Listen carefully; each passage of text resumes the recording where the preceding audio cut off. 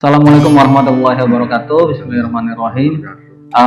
Selamat datang di ruang podcast kita bicara, di mana ruang ini adalah ruang diskusi publik untuk membicarakan berbagai persoalan, permasalahan atau fenomena yang tengah terjadi di masyarakat. Kita diskusikan dengan narasumber dan juga dengan tema yang spesifik. Alhamdulillah kali ini kita kedatangan tamu yang spesial. Beliau adalah anggota DPRD Kabupaten Indramayu dan dengan tagline-nya yaitu pejuang kaum sarungan. Beliau adalah Bapak Ahmad Muzani Nur. Banyak hal yang ingin ditanyakan kepada beliau, apalagi kali ini di masyarakat banyak sekali pertanyaan-pertanyaan, banyak sekali informasi yang ingin diketahui oleh masyarakat kaitannya dengan salah satu informasi penting tersebut mengenai pemilihan kubu. Nah, ini menjadi isu yang menarik yang kemudian dirasa perlu untuk kita bahas dengan beliau, karena beliau adalah anggota DPRD Kabupaten Indramayu Komisi 1 yang menaungi di bidang pemerintahan, dan terkait pilgub adalah menjadi bagian dari beliau. Baik, terima kasih. Assalamualaikum warahmatullahi wabarakatuh. Waalaikumsalam warahmatullahi wabarakatuh. Selamat siang, salam sejahtera untuk masyarakat Kabupaten Indramayu dan juga jajaran tim dari podcast Kita Bicara.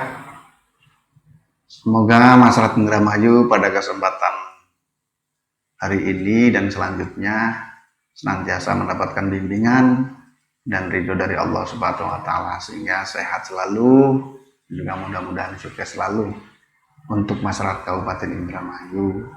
Karena di masa pandemi ini banyak persoalan-persoalan, tetapi tetap semangat ya untuk masyarakat Indramayu. Jangan panik dalam menghadapi COVID-19 ini, tapi tetap ikhtiar kita menjaga jarak, memakai masker, dan cuci tangan. Itu yang harus dilakukan oleh kita semua dalam rangka memutus mata rantai virus corona COVID-19. Baik, langsung mungkin terkait dengan apa yang tadi disampaikan, bahwa saya butuh menginformasikan untuk masyarakat Kabupaten Indramayu mulai tahun 2021 sesuai dengan pembahasan antara legislatif dengan eksekutif, bahwa di tahun 2021 ini di Kabupaten Indramayu akan melaksanakan pemilihan kubu serentak dengan jumlah desa 171 se-Kabupaten Indramayu, yang rencananya sudah kita buat jadwalnya, mulai pendaftaran atau pembukaan dari mulai tanggal 2 Februari sampai pelaksanaan tanggal 2 Juni tahun 2021. Bagi para calon, tetap berikhtiar, berusaha, jadilah pemimpin-pemimpin di desanya masing-masing, menjadi salah satu pemimpin yang punya gagasan, visi misi yang jelas, dan tengok serta perhatikan rakyatnya. Karena pada tahun ini, zaman ini, masyarakat sudah cerdas, sudah pintar memilih calon pemimpin yang ada di desanya masing-masing. Oleh karena itu, saya berpesan, jadi pemimpin harus punya gagasan yang inovatif, kreatif, dan perhatikan kesejahteraan masyarakat. Semua aspek yang ada di desa itu harus diperhatikan. Itu untuk pertama. Yang kedua, terkait dengan persoalan pemilihan kubu di Kabupaten Indramayu, ini juga perlu adanya kerjasama yang baik dari mulai jajaran panitia di tingkat desa sampai di tingkat kabupaten. Karena dalam pelaksanaan pemilihan kubu ini bukan main-main, persoalan-persoalannya sangat banyak dan juga harus diantisipasi agar jangan sampai terhindar dari konflik-konflik horizontal. Oleh karena itu, saya selaku anggota DPRD Kabupaten Indramayu memohon kepada seluruh dinas terkait atau pemerintahan di Kabupaten Indramayu untuk senantiasa menjaga kondusivitas agar dalam pelaksanaan dari mulai awal sampai pelantikan tidak terjadi hal-hal yang kita tidak inginkan, dan mudah-mudahan bisa mencetak pemimpin-pemimpin yang mempunyai gagasan-gagasan yang brilian sehingga mampu mengejawantakan apa yang diinginkan oleh masyarakat Kabupaten Indramayu. Tadi sudah disampaikan bahwa beberapa poinnya, fenomena yang terjadi di masyarakat bahwa kadang berdampak pada konflik horizontal. Bicara terkait itu, pertama kita bicara regulasi dulu nih. Untuk Tilwu, landasan hukumnya ini dari mana nih Pak? Apa dari pusat kemudian hingga turunannya nih? Pertama, sudah barang tentu dalam penyelenggaraan pesta demokrasi itu pasti pemerintahan dari mulai pemerintahan pusat, pemerintahan provinsi sampai kabupaten pasti akan menyiapkan sarana prasarannya atau regulasinya untuk melaksanakan kegiatan-kegiatan pesta demokrasi tersebut. Salah satunya adalah di Kabupaten Indramayu akan melaksanakan pemilihan kubu. Maka sudah jelas berarti kita pasti berpayung pada regulasi Undang-Undang Desa nomor 6 tahun 2014 tersebut. Kemudian kebetulan di Kabupaten Indramayu sudah ada Perda tentang pemerintahan desa. Di dalamnya mengatur tentang mekanisme pemilihan desa dan juga administrasi desa, kemudian proses penyelenggaraan pemerintah desa. Walaupun memang Perda tersebut saya yakin masih masih banyak kekurangan-kekurangan, tetapi minimal mengurangi apa yang menjadi kekurangan-kekurangan atau minimal bisa memenuhi apa yang menjadi kebutuhan pemerintahan desa. Itu yang pertama.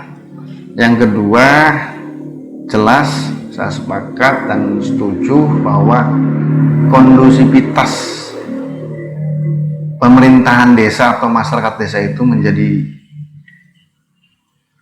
prioritas pemerintah Kabupaten Indramayu agar dalam pelaksanaan pemilihan kubu ini bisa terjadi kondusif dan tidak terjadi hal-hal yang kita inginkan. Satu, meminta kepada pihak kepolisian agar bisa mampu mensukseskan dan menjaga keamanan dari mulai proses pemilihan sampai pada saat pelantikan tersebut. Kemudian yang kedua, sebagai garda terdepan penegakan hukum peraturan daerah, maka Pol PP juga harus menjadi bagian tidak kalah penting dengan pihak dalam rangka mengantisipasi hal-hal yang tidak diinginkan. Yang ketiga, TNI juga harus ikut membantu dan bekerja sama. Tiga komponen inilah yang mampu nanti akan menjadi garda terdepan untuk menanggulangi persoalan-persoalan dalam proses pemilihan kepala desa se-Kabupaten Indramayu ini. Ya, terima kasih Bapak Dewan Jani. Kalau dalam pemilu kada itu ada KPU, kemudian ada Panwas, kemudian tahapan-tahapannya juga. Artinya pertama yang menanggung-jawabi terkait itu, kemudian fungsi pengawasan juga, kemudian bagaimana pasca ketika ada gugatan dari calon kepala desa ini yang tidak puas terhadap proses demokrasi tersebut, bagaimana nih menurut Pak Dewan? Baik, itu memang sudah setiap kali ya terjadi sejak kemarin kita melaksanakan pemilihan itu di tahun 2017 kalau nggak salah. Itu juga memang banyak kejadian-kejadian atau ketidakpuasan dari para calon terhadap mekanisme pemilihan di Kabupaten Indramayu ini, atau ketidakpuasan lah ya, sehingga mereka mengadukan ke DPRD, ada yang juga melaporkan kalau memang itu sudah masuk pada ranah pidana, melaporkan ke pihak berwajib atau kepolisian. Nah, kalau bicara tentang kenapa pemerintah desa atau pemilihan kubu ini tidak diberikan kepada KPU atau ada perangkat sarana pembantu KPU atau partnernya KPU yaitu Bawaslu, kenapa? jelas berbeda karena memang undang-undangnya juga berbeda. Kalau pesta demokrasi dari mulai presiden sampai legislatif itu sudah jelas aturan dan undang-undangnya diatur secara spesifik dan ditangani oleh penyelenggaranya adalah KPU.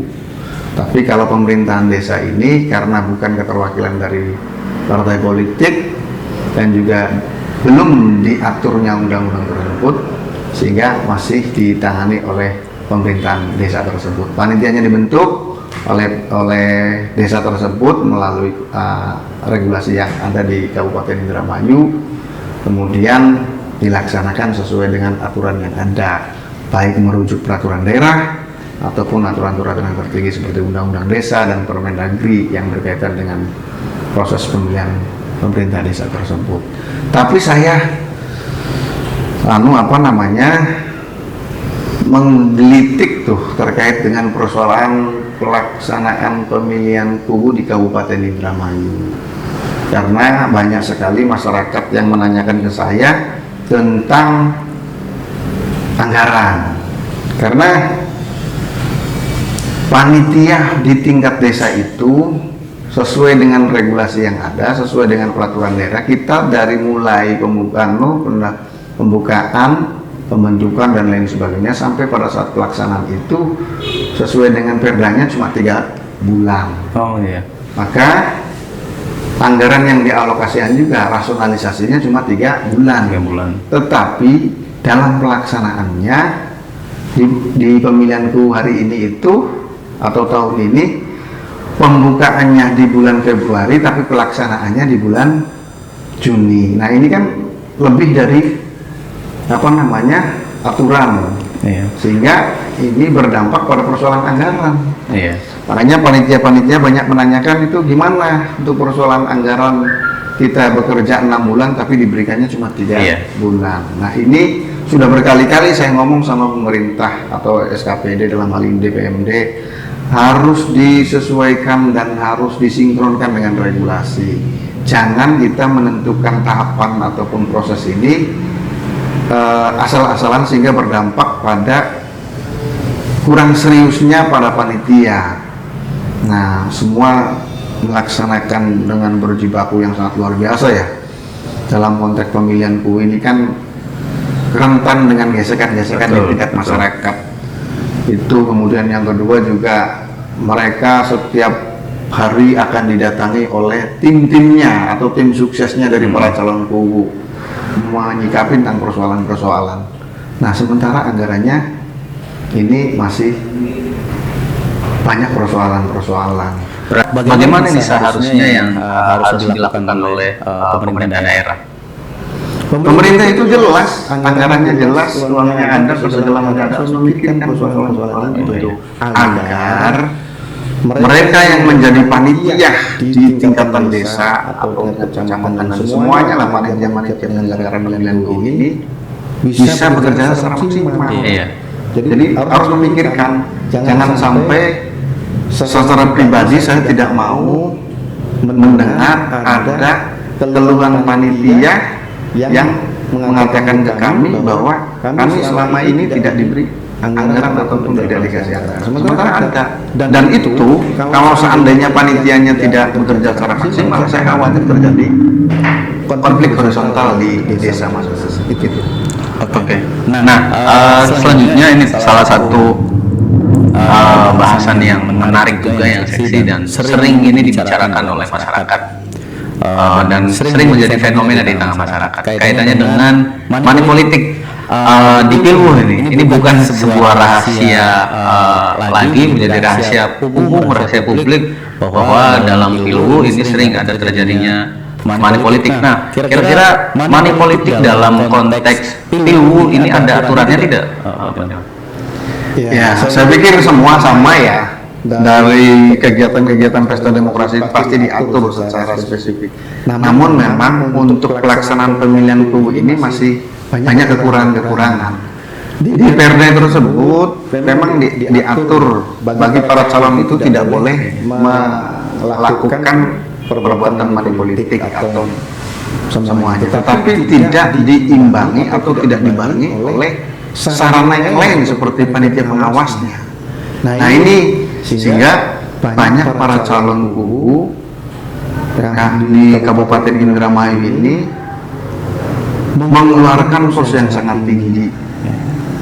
Calon anggota DPRD sama calon kubu itu kosnya lebih besar calon kubu ketimbang calon DPRD. Padahal skup wilayahnya lebih besar DPRD ketimbang. Nah ini karena ada regulasi yang masih belum mengatur secara spesifikasi ya terkait dengan persoalan pelanggaran tersebut. Dan masyarakat ini masih banyak yang pola pikirnya masih salah. Apa contohnya kayak semacam ketika ada pemilihan kubu, ya bicaranya jurnis itu istilah masyarakat Kabupaten Indramayu ya. Cucuran manis. Kalau setiap malam ada kopi, ada teh, ada apa segala macam sampai persoalan minat. Nah ini harus diberikan arahan dan edukasi yang baik untuk masyarakat agar dalam memilih calon pemimpin itu jangan transaksional, karena itu tidak boleh. Namun ini belum bisa mengatur sedemikian rupa pelaku pelanggar tersebut bisa dipidanakan bahkan atau bisa dipidanakan sih bisa, tetapi untuk menggagalkan bagi pasangan calon yang melakukan itu ya enjoy saja. Ini harus kita benahi bersama-sama. Saya selaku anggota DPRD Kabupaten Indramayu nanti akan memformulasikan dengan pemerintah Kabupaten Indramayu, entah bupati ataupun dengan pihak DPMD harus mencari solusinya dan jangan sampai dalam pelaksanaan pemilihan kubu di desa itu jadi ajang transaksional masyarakat dengan para calon. Nah itu pendidikan yang kurang baik. Terakhir ada 2 pertanyaan lagi nih Pak Dewan. Ketika ada calon kubu yang kemudian tidak puas dan menemukan beberapa bukti-bukti bahwa ada money politik atau yang lainnya, nah kemudian mengadukan. Nah, apakah calon kubu yang kemudian terpilih ini bisa dianulir atau tidak? Secara aturan regulasi di Perda mungkin tidak bisa. Tidak bisa. Ya? Tapi pidana hukumnya memang itu berjalan. Oh, iya. Itu yang pertama. Karena memang tadi apa yang saya sampaikan, perangkat dalam pelaksanaan proses pemilihan kubu ini masih banyak kekurangan. Yeah. Pengawasannya apa segala macam itu masih banyak kekurangan. Tetapi di Kabupaten Indramayu pelaksanaan pemilihan kubu tahun 2021 ini secara teknis persis kayak pemilihan bupati. Yeah. Kayak pemilihan presiden dan kayak pemilihan legislatif, menggunakan TPS. Oh iya, siap. Kita menganggarkan kurang lebih dari 36 miliar lah. Oke. Nah, kemudian yang terakhir, ini konteksnya dengan pamong desa ini atau perangkat desa. Bolehkah kubu terpilih ini mengganti seluruh pamong misal atau beberapa pamong-pamong yang dirasa perlu dianggap diganti oleh si kubu terpilih, entah itu kaitannya dengan alasan SDM atau kaitannya dengan hal politis. Nah ini sebenarnya diregulasi diatur tidak? Secara otomatis bahwa punya kewenangan. Pertama punya kewenangan ya, kabinet pemerintah desa itu ujung tombaknya atau top leadernya dari kepala desa. Maka kepala desa boleh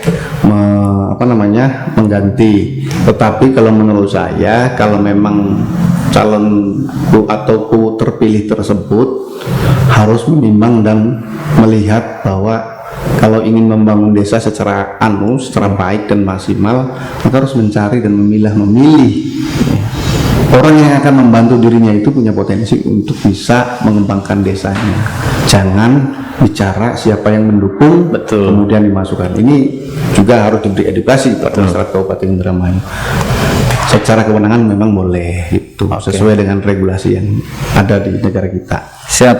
Terima kasih Pak Dewan. Saya minta closing statementnya terkait Pilbu atau apapun yang ingin Pak Dewan sampaikan kepada masyarakat Kabupaten Indramayu.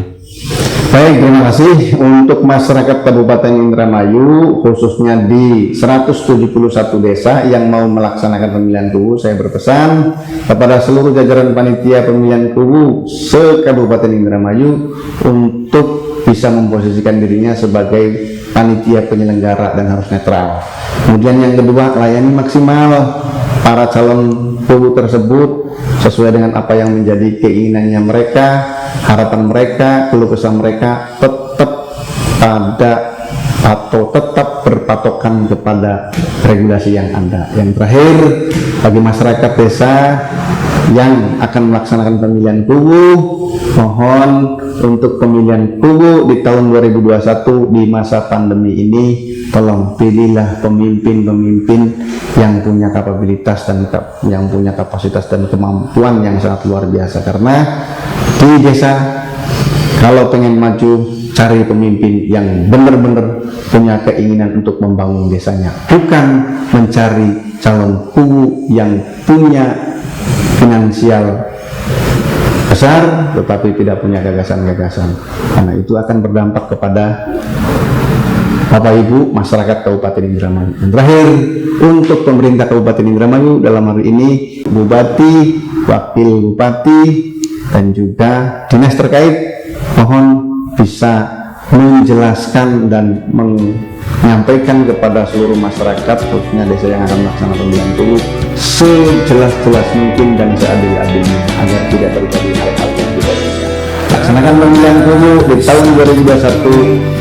Bangun kekompakan, hindari konflik, mari kita besarkan dan bangun Kabupaten Indramayu untuk rakyat Kabupaten Indramayu. Sangat menarik info-info tadi yang sudah disampaikan. Terima kasih atas waktu yang sudah diluangkan telah menyapa masyarakat Kabupaten Indramayu.